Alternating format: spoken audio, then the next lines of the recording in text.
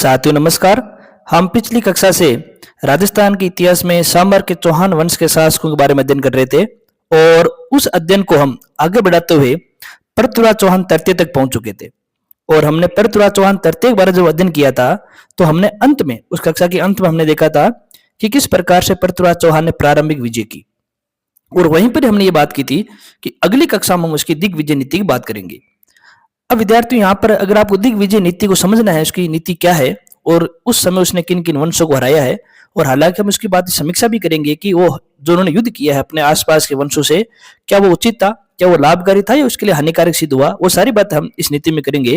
लेकिन उससे पहले हम संक्षिप्त रूप से एक बार फिर से देखते हैं कि आखिरकार उसने प्रारंभिक विजय में किन किन तत्वों को या किन किन आपके जातियों को या शासकों को पराजित किया।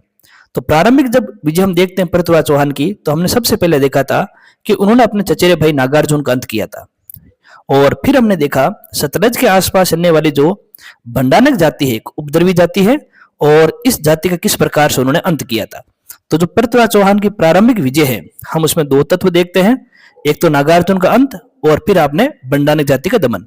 हालांकि ये बात हम पिछली कक्षा में कर चुके हैं, इसलिए हम विस्तार रूप से इस बात को वापिस यहाँ नहीं पढ़ेंगे। आप पिछली कक्षा देखेंगे तो वहां से आपको ये सारी बातें समझ में आ जाएगी। अब विद्यार्थियों यहाँ पर आपको एक बात और समझनी है, जैसे आप कई बार गाइडें पढ़ते हैं तो गाइडों में अक्सर क्या होता है, जब आप पृथ्वीराज चौहान की प्रारंभिक विजय को देखते हैं तो वहां पर कुछ आपको सारणियां नजर आती है बनी हुई, और वहां पर एक तरफ तो लिख दिया जाता है वर्ष और एक तरफ लिख दिया जाता है कि किसको हराया। तो ये मेरे हिसाब से जो फैक्ट हैं वो आप रट कर जाते हो, अब किसी काम के नहीं है।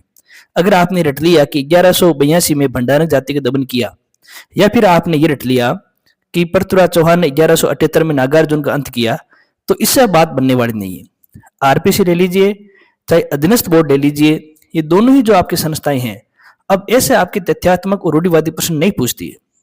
और अगर आप याद करके अगर आपने परीक्षा सफल भी कर ली, पास भी कर ली, तो भी कोई बच्चा अगर आपसे पूछेगा कि पृथ्वीराज चौहान तृतीय की प्रारंभिक विजय से पृथ्वीराज चौहान को क्या फायदा मिला, तो ऐसे प्रश्नों के समय आप खुद सोते ही मौन हो जाओगे।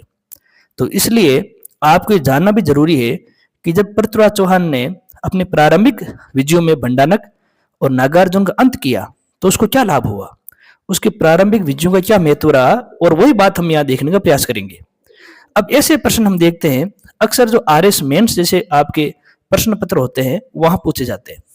तो हम यहाँ देखने का प्रयास करेंगे कि प्रारंभिक विजयों का आखिरकार महत्व क्या निकला। और पहला महत्व अगर हम देखेंगे कि जो स्वजन विरोध थे, अब स्वजन विरोध का मतलब क्या हो गया कि जो पृथ्वीराज चौहान जैसे जब शासक बना आपके 1177 में, तो सबसे पहले उसके परिवार से उसको चुनौती मिली, और वह चुनौती उसके चचेरे भाई नागार्जुन ने दी, क्योंकि नागार्जुन ने स्वयं आपके शासक बनना चाहता था। और नागार्जुन का विरोध इसी वजह से पृथ्वीराज चौहान तृतीय के साथ हुआ।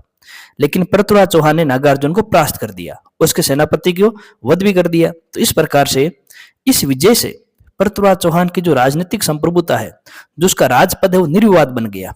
अब उसको अपने परिवार में या अपने क्षेत्र में राजपद के लिए चुनौती देने वाला कोई व्यक्ति बचा ही नहीं। उसके पैतृक राज्य के विरोधी समाप्त हो गए।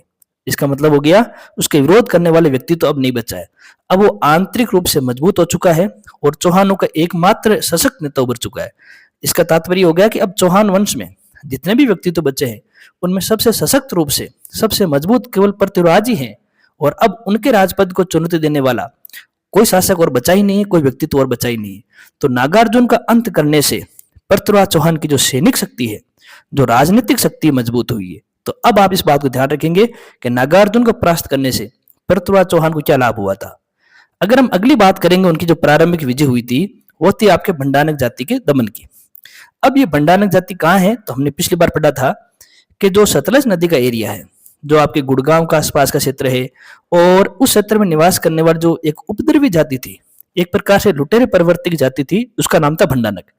और ये राजस्थान के जो अलवर और भरतपुर वाला क्षेत्र है वहां पर भी इसका प्रभाव था, और इस उपद्रवी जाति का भी दमन करना जरूरी था। तो पृथ्वीराज चौहान ने इस भंडानक जाति का भी दमन किया, और इस दमन से लाभ क्या हुआ कि अजमेर और दिल्ली दोनों एक ही राजनीतिक सूत्र बन गए। अब इस बात को आप कैसे समझेंगे, तो आप इस स्लाइड में देखिए। जैसे आपके भारत का मानचित्र है, अब ये वाला जो एरिया है ये आपके मान लीजिए चौहानों का है, और इस वाले भाग में आपके भंडानक जाति रहती है, और जो यहाँ है ये आपके दिल्ली वाला एरिया है। अब भंडानक जाति का दमन करने से जो पूरा एरिया है वो एक ही भाग एक ही व्यक्ति का दिन आ गया। और दूसरी बात, जब एक व्यक्ति का दिन आ गया है और वहां पर उपद्रवी जाति का दमन हो चुका है, तो इस पूरे के पूरे क्षेत्र में, चाहे फिर आप कृषि ले लीजिए, चाहे आप पशुपालन ले लीजिए, व्यापार के लीजिए, वाणिज्य के लीजिए या उद्योग के लीजिए, सारे कार्य करना आसान हो गया। और इन सारे के सारे कार्य करने से जो पृथ्वीराज चौहान को जो टैक्स मिला है, उस टैक्स से पृथ्वीराज चौहान की आर्थिक स्थिति मजबूत हुई है। तो अगर हम एक लाइन में कहें, नागार्जुन का दमन करने से पृथ्वीराज चौहान की सैनिक शक्ति मजबूत हुई, तो भंडारनाकों को दमन करने से उसकी आर्थिक स्थिति मजबूत हुई। अब किसी व्यक्ति की जब सैनिक शक्ति मजबूत हो जाती है, आर्थिक स्थिति मजबूत हो जाती है, उसकी आंतरिक स्थिति मजबूत हो गई है, तो वो चाहेगा कि उसके आसपास में रहने वाले जो अन्य शासक हैं वो उनको भी पराजित करे, ताकि सारा का सारा क्षेत्र उसका हो जाए और वो एक सम्राट की भांति अपना जीवन बिताए। और जब पृथ्वीराज चौहान के मन में इच्छा हुई कि अपने आसपास के क्षेत्र को हम जीतेंगे, उन पर हम सैनिक प्रभुत्व स्थापित करेंगे, तब उसकी इसी नीति को दिग्विजय की नीति कहते हैं। तो जब पृथ्वीराज चौहान ने दिग्विजय नीति को स्वीकार किया, उसके लिए शुरुआत की, तो उसको पीछे जो बल मिला है वो बल आपके भंडारनाकों के दमन से और नागार्जुन के खात्मे से मिला है। तो इसकी प्रारंभिक विजय ने ही पृथ्वीराज चौहान को दिग्विजय नीति का अनुसरण करने का आपके सहारा दिया। तो इस बात को आप इस प्रकार समझेंगे तो मेरे हिसाब से कोई भी बात आपकी छूटेगी नहीं। सबसे पहले हम ये जानने का प्रयास करते हैं कि ये दिग्विजय नीति होती क्या है। तो जैसा कि यहाँ पर आप लिखा हुआ देख पा रहे हैं कि प्राचीन भारतीय सम्राट नीति के अनुकूल स्वयं को एक छत्र शासक रूप में स्थापित करने की नीति। अगर हम इसको सरल भाषा में समझने का प्रयास करें तो मान लीजिए कि ये कोई एक एरिया है और जिसमें कई सारे शासक आपके निवास कर रहे हैं, कई सारे शासकों को यहाँ पर प्रभुत्व है। जब इनमें से कोई एक शासक अन्य शासकों को परास्त करके इस संपूर्ण क्षेत्र पर अपना अधिकार कर लेता है, तो एक सम्राट की भांति अपना आप को स्थापित कर लेता है, तो उसकी इसी नीति को दिग्विजय की नीति कहते हैं। और दिग्विजय नीति के तहत ही वो कोशिश करता है कि अपने आसपास के शासकों को वो किसी भी, चाहे वो सैनिक शक्ति हो, चाहे फिर हम कह सकते हैं कि वाद विवाद हो, या फिर हम कह सकते हैं कि फिर किसी प्रकार संबंध स्थापित करके वहां पर नियंत्रण करना जरूरी था। अब विद्यार्थियों, जो आपके पृथ्वीराज चौहान है, उन्होंने अपने दिग्विजय नीति के पीछे जो बल लगाया वो सैनिक शक्ति का लगाया है। उन्होंने पूरी कोशिश की है कि अपने आसपास के जो शासक है, जो आसपास के जो वंश है, उनको सैनिक बल से परास्त करें। अब वो आसपास के वन कौन कौन से हैं, तो हम उसको मानचित्र से देखने का प्रयास करेंगे। जैसे कि आप इस मानचित्र को देखिए, यहाँ पर आपको 3 वंशों के नाम नजर आएंगे। जो गुजरात वाला एरिया है वहां पर आपके चालुक्य वंश के शासन था, और जो आपके उत्तर प्रदेश के आसपास जो आपके बुंदेलखंड वाला एरिया है, जो आपके महोबा वाला एरिया है, वहां पर आपको चंदेल वंश के शासकों का शासन नजर आएगा। और इसके आपके उत्तर पूर्व की ओर कन्नौज वाले भाग में आपको घेड़वाल वंश का शासन नजर आएगा। घेड़वालों में हम नाम जानते हैं वैसे सभी बच्चे आप, जयचंद्र घेड़वाल का शासन था। बुंदेलखंड में जो परमर्दी देव है उनका शासन था, और चालुक्य में आपके भीम द्वितीय का शासन था। और इन तीनों को संघर्षों में परास्त करने का काम आपके पृथ्वीराज चौहान तृतीय ने किया है। और जब वो इन तीनों शासकों को परास्त करेंगे तो उनकी इसी नीति को हम दिग्विजय की नीति कहेंगे। तो मेरे हिसाब से आप इस बात को समझ गए होंगे कि जो इनकी नीति है, उस नीति के समय उनको किन किन शासकों से संघर्ष करना पड़ा है, और वो संघर्ष या फिर वो वंश कहाँ कहाँ आपके स्थापित हुए है, वो भी हमने इस मानचित्र में देख लिया है। तो और आपको रटने की जरूरत नहीं पड़ेगी, आप इन बातों को आसानी से समझ जाओगे। जो इनका संघर्ष हुआ है दिग्विजय की नीति के तहत, वो पहला जो संघर्ष हुआ है विद्यार्थियों, वो आपके चंदेलों के साथ हुआ है। अब अपन देख चुके हैं कि चंदेल मानचित्र में कहा नजर आ रहे हैं, तो हमने देख लिया कि इस क्षेत्र में आपके चंदेल वंश शासन आपके स्थापित था, और उनकी सीमाएं चौहान वंश के जो साम्राज्य है उनकी सीमाओं से आपके मिलती थी। तो अब आप देखो विद्यार्थियों कि आखिरकार चौहानों का और चंदेलों का संघर्ष क्यों हुआ। हर संघर्ष के पीछे कोई ना कोई कारण होता, आप इसको रटे नहीं कि पृथ्वीराज चौहान का किस चंदेल वंश से आपके संघर्ष हुआ, कब हुआ, कौन जीता, कौन परास्त हुआ, इन तथ्यों को आप रटे नहीं। अगर आप इनको समझेंगे तो ये सारी सारी बातें बिल्कुल आपको मामूली सी नजर आएगी। जैसे हम यहाँ समझने का प्रयास करते हैं कि आखिरकार दोनों वंशों के बीच में संघर्ष क्यों हुआ है, तो संघर्ष का जो पहला कारण है वो यही है कि पृथ्वीराज की दिग्विजय की नीति। वो खुद चाहता है कि मैं अपने आसपास के जो वंश है, जो शासक, उनको परास्त करूं, उनके क्षेत्रों पर नियंत्रण करूं। दूसरी जो बात यह है कि भंडारनाक जाति के दमन करने से दोनों की सीमाएं टकराने लगी। अब ये कैसे विद्यार्थियों कि जब आप इस मानचित्र को देखेंगे तो जैसे ही आपके भंडारनाक जाति के दमन हुआ है, तो भंडारनाक जाति के दमन होने से क्या हुआ कि पृथ्वीराज की सीमाएं और चंदेल वंश की सीमाएं आपस में टकराने लगी। दोनों के बीच में एक भय उत्पन्न हो गया कि चंदेल वंश के शासक इस तरफ ना आ जाए, और चंदेल वंश के शासकों के अंदर ये भय उत्पन्न हो गया कि पृथ्वीराज उन पर हमला नहीं कर दे। तो दोनों के बीच में एक प्रकार से अविश्वास की जो धारणा है वो मजबूत हुई है, और उस अविश्वास की वजह से ही दोनों के बीच में संघर्ष होना भी अवश्य नजर आ रहा था। अगला अगर हम कारण देखेंगे दोनों के बीच में युद्ध का, तो वो ये नजर आ रहा है कि परमर्दी देव के द्वारा चौहान सैनिकों को मरवा देना। अब ये क्या है विद्यार्थियों, जो आपके चंदेल वंश का साम्राज्य है, जो क्षेत्र है, एक बार वहां से आपके चौहान सेना गुजर रही थी। तो चौहानों के कुछ जख्मी सैनिक थे, कुछ जख्मी सिपाही थे, जिन्होंने चंदेल वंश के शासक परमर्दी देव से सहयोग मांगा था। परमर्दी देव ने सहयोग की जगह इन जख्मी सैनिकों की हत्याएं करवा दी। और ये बात पृथ्वीराज चौहान धरती भूल नहीं पाया। वो अवसर की तलाश में था कि जब उचित अवसर आएगा तो फिर से परमर्दी देव को जो उसने कुकृत्य किया है उसका हिसाब भी चुकता करना पड़ेगा। तो आप देखिए कि सैनिकों की हत्या का बदला लेना भी पृथ्वीराज चौहान तृतीय का एक मजबूत इरादा था, और उस इरादे की वजह से भी उसने इन पर हमला किया है। फिर चंदेलों की जो आंतरिक स्थिति उतनी मजबूत भी नहीं थी। परमर्दी देव के दो आपके हम कह सकते हैं कि सेना नायक थे। आप सब जानते हैं इतिहास प्रसिद्ध सेना नायक है अल्लाह और उदल। ये अल्लाह और उदल ये परमर्दी देव के दरबार के दो प्रसिद्ध आपके सेना नायक थे। हालांकि आपसी मनमुटाव के कारण ये दोनों ही चंदेल वंश के क्षेत्र को छोड़कर आपके चले गए थे, और इस वजह से परमर्दी देव की जो आंतरिक स्थिति बिगड़ चुकी थी। तो अब पृथ्वीराज चौहान के तरतेग मन में एक विचार आया, क्यों ना इसी समय परमर्दी देव पर हमला किया जाए, क्योंकि पहले भी तो उसकी दिग्विजय नीति चली रही है, दोनों की सीमाएं आपस में टकरा रही है, और परमर्दी देव ने चौहान सैनिकों की हत्याएं भी करवाई है, और अब चंदेलों की आंतरिक स्थिति मजबूत भी नहीं है। तो ये अच्छा अवसर है कि चंदेलों पर हमला किया जाए। और इन्हीं कारणों की वजह से पृथ्वीराज चौहान तृतीय की सेना ने चंदेल वंश के शासक पर आपके आक्रमण किया था। पृथ्वीराज चौहान ने जो सिरसा आधुनिक हरियाणा में है, इसको जीतते हुए चंदेल राज्य पर हमला किया और नारायण नामक स्थान पर उन्होंने अपना शिविर लगाया। जो खरतर गज पट्टावली ग्रंथ है, जिन पाल या जिन दत्त सूर्य ने रचा था, उसमें इस बात की जानकारी मिलती है कि चंदेल वंश के आपके आक्रमण करने पर उन्होंने नारायण नामक स्थान पर आपके शिविर लगाया था। और इस जो आपकी प्रारंभिक जो संघर्ष हुआ है चंदेलों और चौहानों के बीच में, उस समय जो चंदेल सेनापति थे वो मलखान थे, क्योंकि अल्लाह और उदल चंदेल साम्राज्य को छोड़कर चले गए थे। तो उनकी जगह ये मलखान थे जिन्होंने चौहानों से संघर्ष किया था। हालांकि ये मलखान कुछ समय के लिए तो चौहान सेना से संघर्ष करते रहे, हालांकि बाद में मलखान भी पराजित हो गए और चौहान सेना निरंतर आपके चंदेलों के साम्राज्य में आगे बढ़ती गई। और 1182 में चौहानों और चंदेलों के बीच में जो युद्ध होता है, उस युद्ध को आप तुमुल का युद्ध या फिर आपके महोबा युद्ध कहते हैं। इस युद्ध में अल्लाह और उदल ने आपकी वीरता दिखाई और शौर्य का प्रदर्शन किया, लेकिन अंत में दोनों ही वीर गति को प्राप्त हो गए और इस युद्ध में चौहान सेना आपके विजय रही। इस बात की जानकारी हमें पृथ्वीराज रासो ग्रंथ से मिल जाती है, जिसकी रचना चंद्र बरदाई ने की थी। और इस विजय के उपरांत जो महोबा और कालिंजर का दुर्ग है, जो चंदेलों के दिन आ रहे हैं, इन दोनों दुर्गों पर आपके चौहानों का अधिकार हो गया।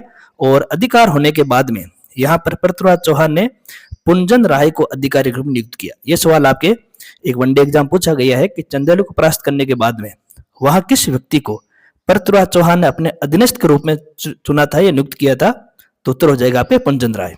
चौहानों की जो विजय है उसकी पुष्टि पृथ्वीराज रासो से भी होती है, और उसकी पुष्टि एक अभिलेख है मदनपुर लेख 1182 का, इससे भी हो जाती है, क्योंकि समकालीन अभिलेख है तो विश्वसनीय है। और अभिलेखों को साहित्य की दृष्टि से अधिक विश्वसनीय माना जाता है ऐतिहासिक दृष्टि से।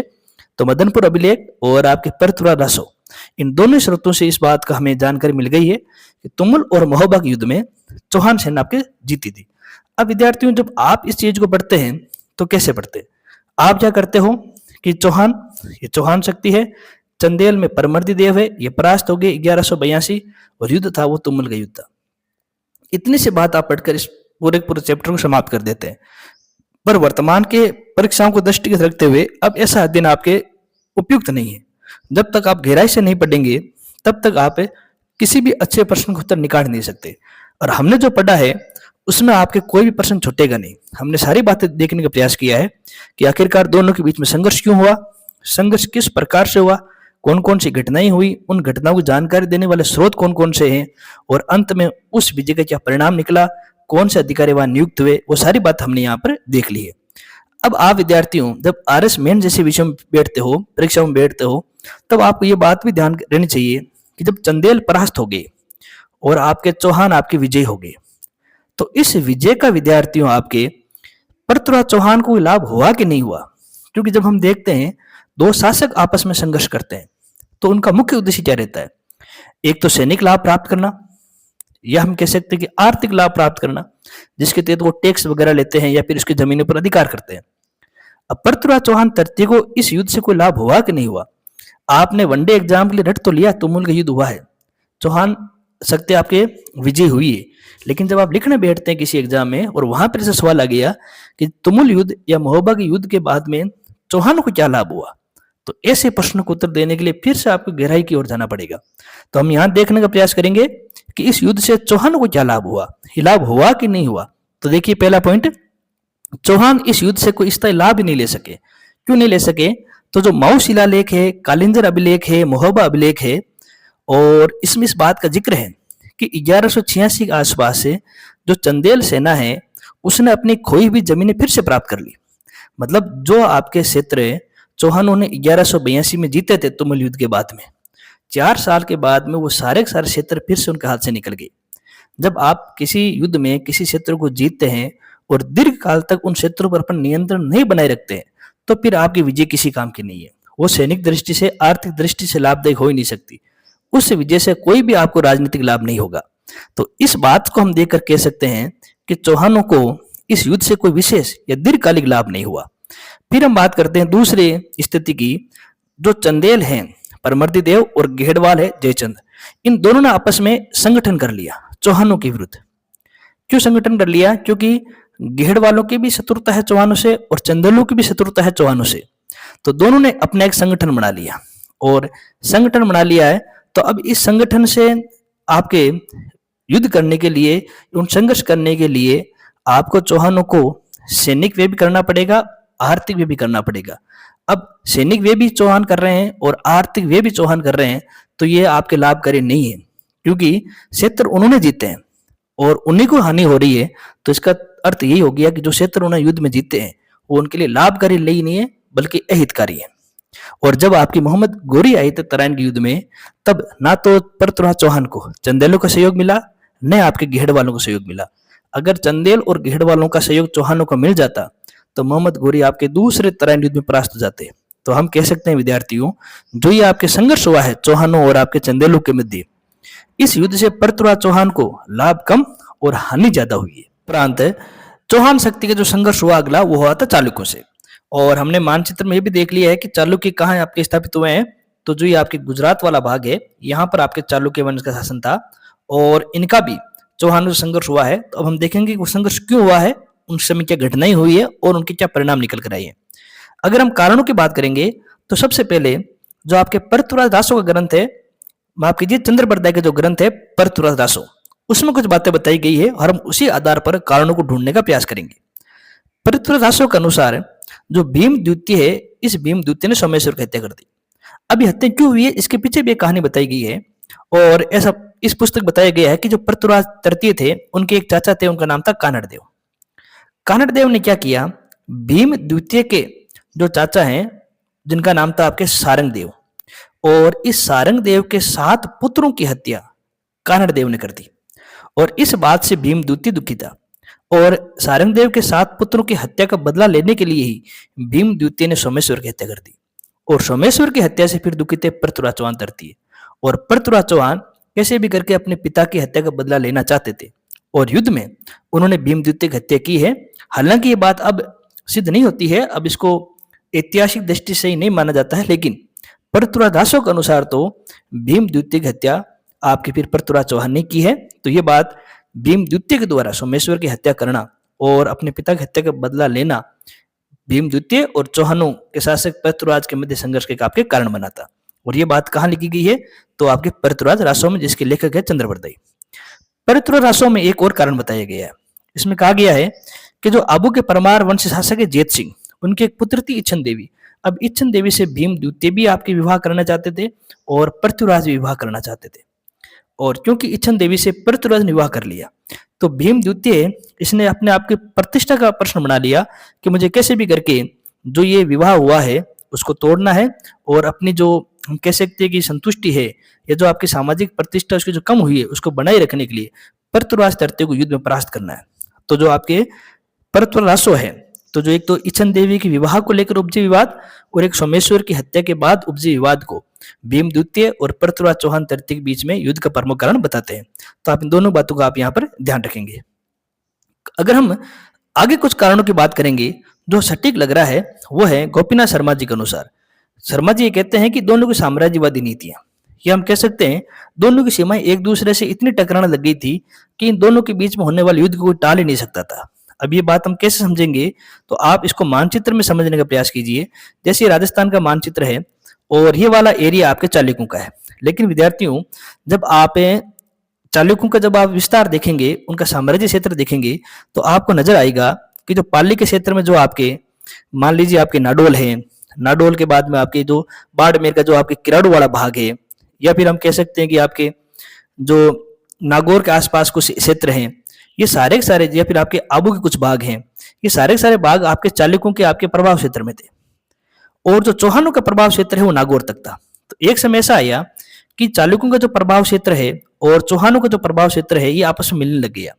दोनों की सेनाएं, दोनों की सीमाएं एक दूसरे से स्पर्श करने लगी और दोनों के बीच में एक प्रकार से संदेह की स्थिति बन गई कि कहीं ना कहीं आपके भीमद्वितीय के विचार था कि पृथ्वीराज सेना कहीं उनके क्षेत्र पर आक्रमण ना कर दे। इसी प्रकार पृथ्वीराज के मन में यह था कि भीमद्वितीय सेना कहीं उनके क्षेत्र में आपके प्रवेश ना कर जाए।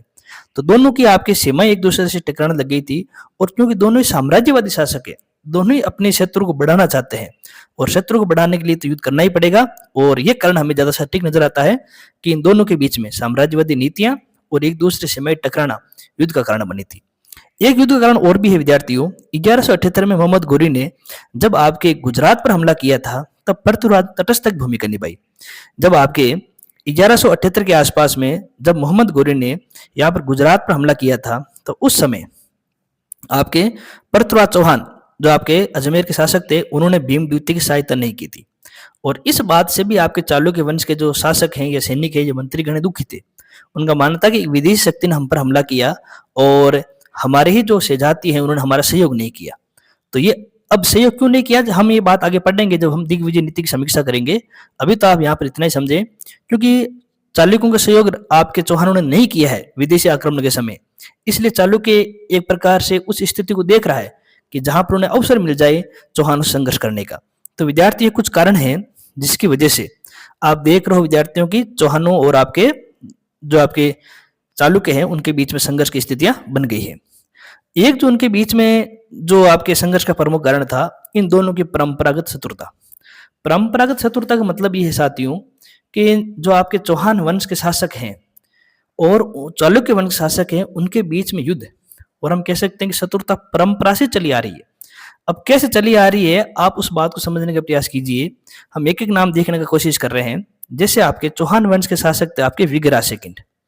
विगराज सेकंड का आपके जब चालुक्यों के शासक थे मूलराज, उनसे युद्ध हुआ था और इसमें मूलराज परास्त हो गए थे।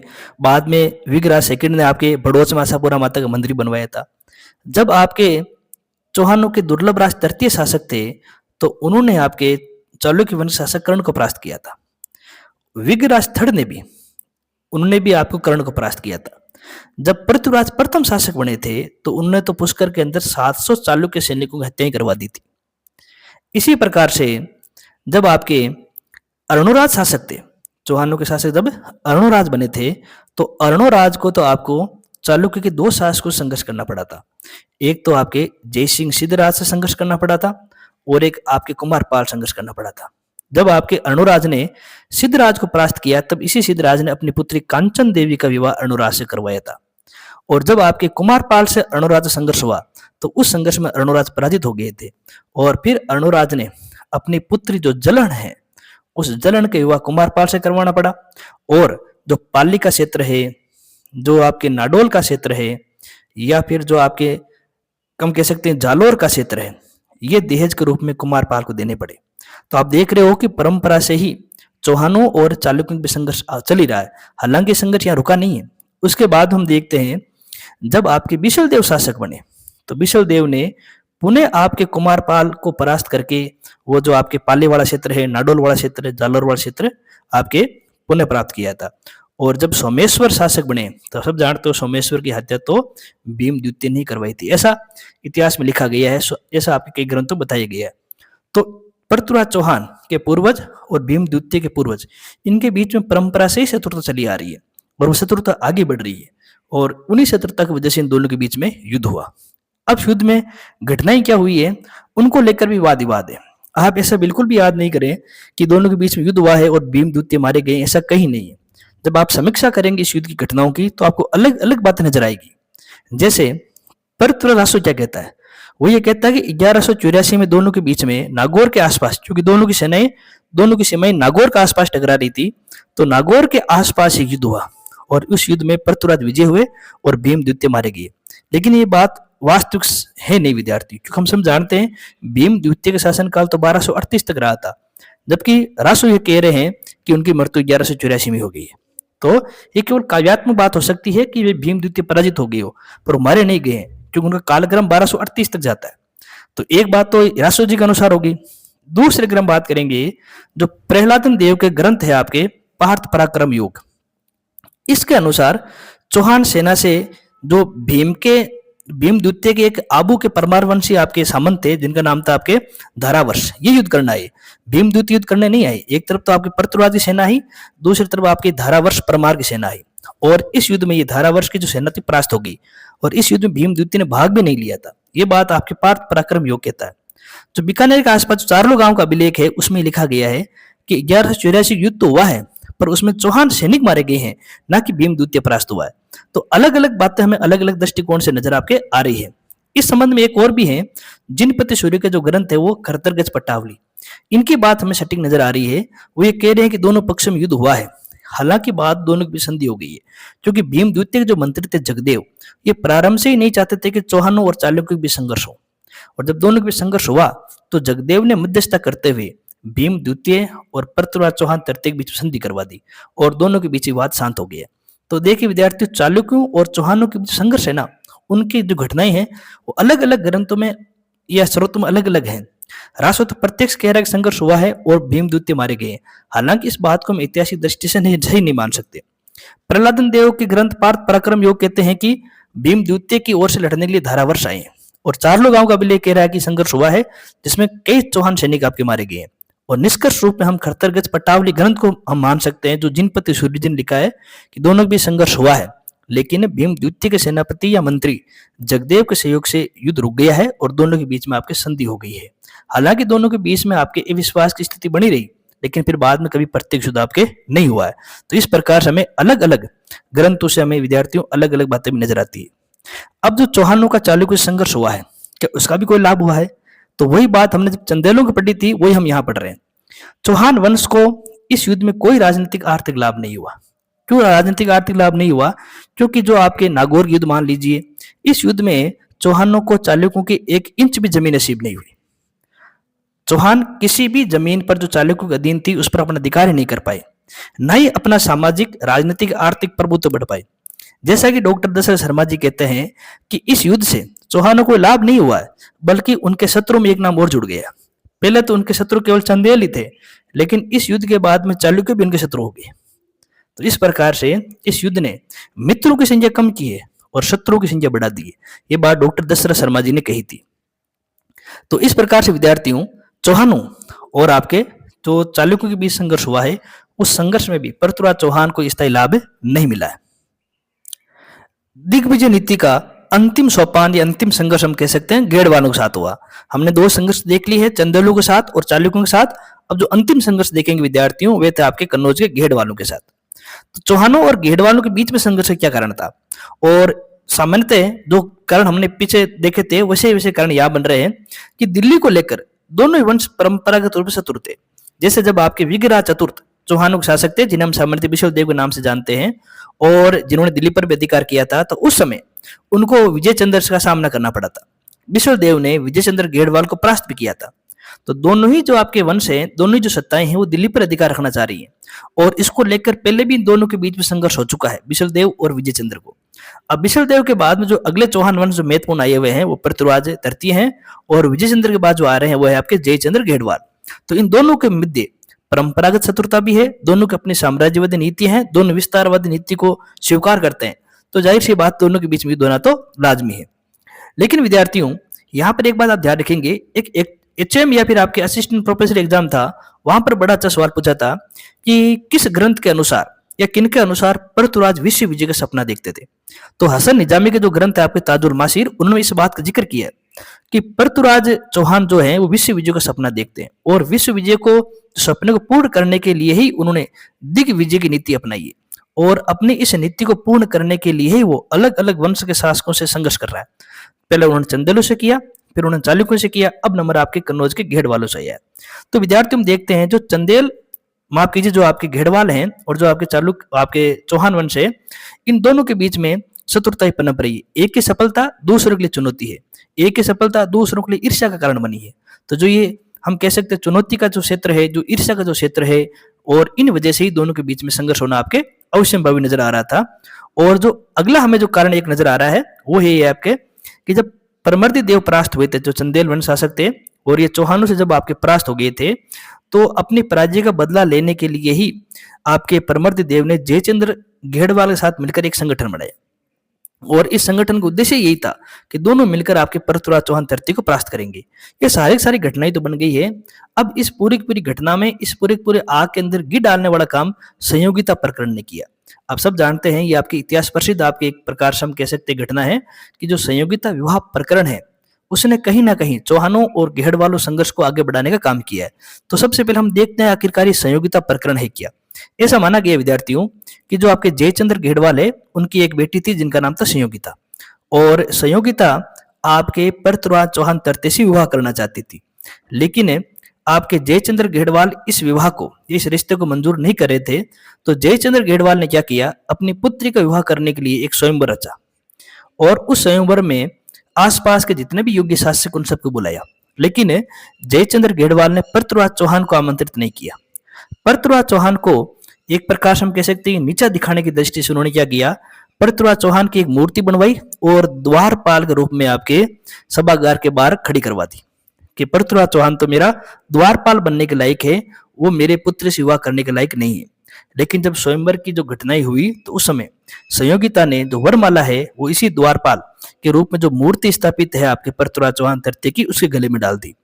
और जब ये घटना सारी की सारी घटना पृथ्वीराज चौहान तरते के पास पहुंची तो अपनी सेना के साथ आए और उन्होंने संयोगिता का हरण किया और हरण करने के बाद में दोनों ने आपके अजमेर में आकर विधिवत आपके विवाह कर लिया।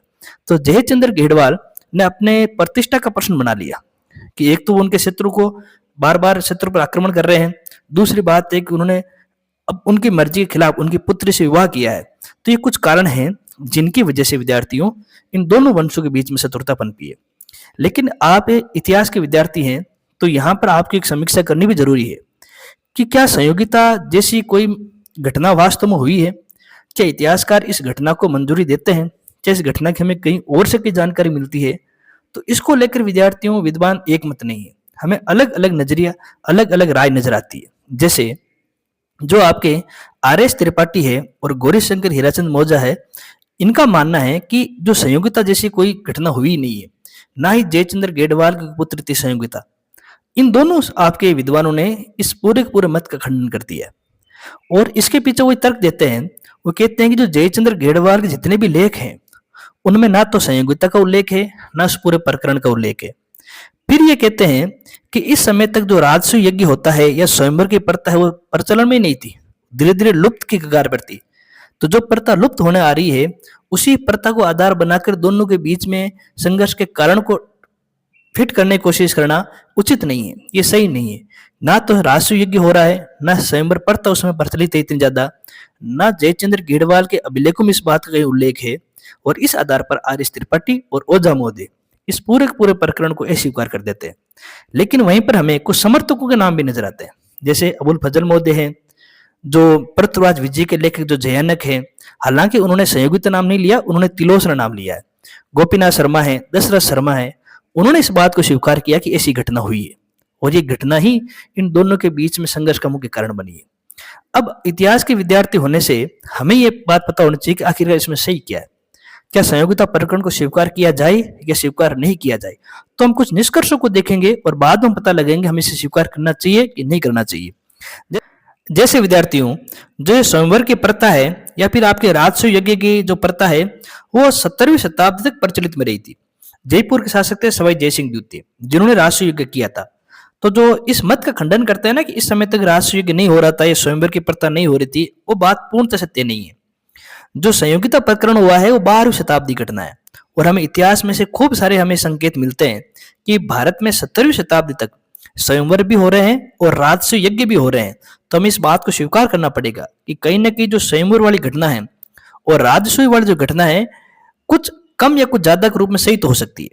अगर हम आगे इस घटना की बात करेंगे तो शत्रु को अपमानित करने के लिए द्वारपाल नियुक्त करने वाली घटना भी सही साबित हो सकती है। जैसे आपने सुना होगा कि राष्ट्रकूट के शासक थे दंती दुर्ग, और जब दंती दुर्ग ने अवंती को जीता था तो वहां पर जो गुर्जर क्षेत्र के स्वामी थे नागभट्ट प्रथम को द्वारपाल के रूप में नियुक्त किया था। कई गुर्जर नरेश की उन्होंने मूर्तें स्थापित की थी यज्ञ के बाहर द्वारपाल के रूप में। तो अपने हारे हुए या अपने शत्रुओं को एक प्रकार से उसकी प्रतिष्ठा कम करने के लिए समारोह के बाहर द्वारपाल के रूप में उसकी मूर्ति स्थापित करने की परंपरा भारतीय इतिहास में और भी दिखाई देती है, और जिसका एक उदाहरण तो दंती दुर्ग खुद ही है। तो इस घटना से हम ये बात कह सकते हैं कि द्वारपाल के रूप में पृथ्वीराज चौहान की मूर्ति स्थापित करना, ये घटना भी कहीं न कहीं सही साबित हो सकती है। फिर विद्यार्थियों, अपहरण करके विवाह करना इस क्षेत्र में आम बात थी। ऐसे आपके हमें कई उदाहरण मिल जाएंगे जहां किसी शासक ने किसी दूसरे शासक की पुत्री का अपहरण किया हो, फिर आपसी रजामंदी से विवाह कर लिया हो। ये बात हमें इतिहास में कई बार देखने को, सुनने को, पढ़ने को मिल जाएगी। तो हम जब ये तीन बातों की ओर हम ध्यान देते हैं विद्यार्थियों, जैसे आपके राष्ट्रीय युद्ध चलते रहना, स्वयंवर होते रहना, और द्वारपाल के रूप में मूर्तियां स्थापित करना, अपहरण करके विवाह करना, ये सारी सारी घटनाएं हमें कहीं न कहीं नजर आती है। तो हम संयोगिता के प्रकरण को चौहान और आपके घेड़वाल के बीच में जो संघर्ष का मुख्य कारण तो नहीं मान सकते, लेकिन ये एक अन्य कारण जरूर बन सकता है। जैसे कि चौहानों और घेड़वालों के बीच में संघर्ष के कई कारण हैं, और उन कारणों हमने बात की थी कि दोनों साम्राज्यवादी हैं। परमर्दी देव ने जयचंद्र के साथ मिलकर संगठन बनाया है, और इन सारे कारणों के बीच में दोनों दिल्ली पर अधिकार रखना चाहते हैं। इन कारणों के बीच में एक और कारण भी रहा होगा, और वो था संयोगिता प्रकरण। तो संयोगिता मुख्य कारण तो नहीं है, लेकिन एक अन्य कारणों में जरूर इसने भूमिका निभाई है। तो विद्यार्थियों, हमने आज की इस कक्षा में जो पृथ्वीराज चौहान तृतीय की जो दिग्विजय नीति है, दिग्विजय नीति क्या होती है और दिग्विजय नीति में उसने किन किन शासकों को परास्त किया, जैसे कन्नौज के घेड़वालों को, चंदेल के परमर्दी देव को, चालुक्य के भीमद्वितीय को कैसे परास्त किया, उनके संघर्ष के कारण क्या है, उनकी घटनाएं कैसी है, उन संघर्षों से आपके चौहानों को लाभ हुआ है कि नहीं हुआ है, वो सारी बात हमने जानने का प्रयास किया है। अब अगली कक्षा में हम पृथ्वीराज चौहान तृतीय की इस दिग्विजय नीति की समीक्षा करेंगे, फिर उसके तुर्कों के साथ क्या संघर्ष हुआ उसकी बात करेंगे, और अंत में हम पृथ्वीराज चौहान तृतीय का मूल्यांकन करके इस पूरे टॉपिक को समाप्त करने का प्रयास करेंगे। तब तक के लिए धन्यवाद।